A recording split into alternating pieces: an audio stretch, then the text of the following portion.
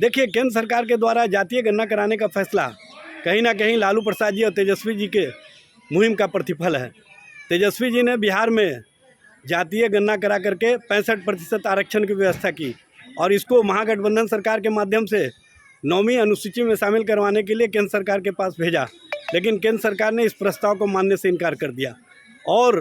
कहीं ना कहीं कोर्ट कचहरी के मामले में फंसा करके 65% आरक्षण की व्यवस्था को पुनः 49.5% पर बिहार सरकार ने लाने का काम किया है। जो 16% आरक्षण की चोरी हो रही थी और जिस तरह से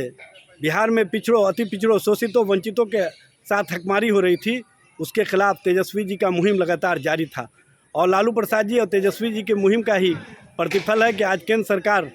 जातीय गणना कराने के लिए कहीं ना कहीं कैबिनेट से प्रस्ताव लिया है। ये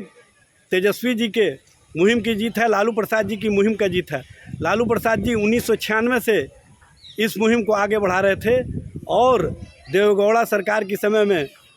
जातीय गणना कराने का फैसला लिया गया था, लेकिन उस समय सत्ता परिवर्तन हो गया और अटल बिहारी वाजपेयी की सरकार आ गई और भारतीय जनता पार्टी की जो नीति रही है, जो सोच रही है, वो शोषितों, वंचितों के विरुद्ध रही है। लेकिन पुनः जब लालू प्रसाद जी यूपीए 2 की सरकार में भागीदार बने तो उन्होंने 2011 में जातीय गणना करवा करके उसकी सूची जब सामने आने वाली थी तो उसी समय सत्ता परिवर्तन हो गया। भारतीय जनता पार्टी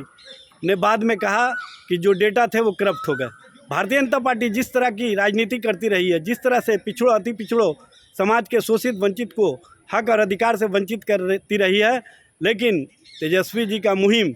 और राष्ट्रीय जनता दल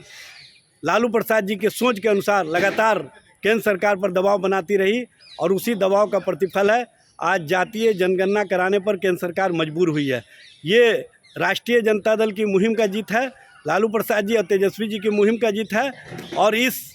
मुहिम में हम देखने का काम करेंगे कि केंद्र सरकार किस तरह से जनगणना के कार्यों के साथ जातीय जनगणना का कार्य कराती है।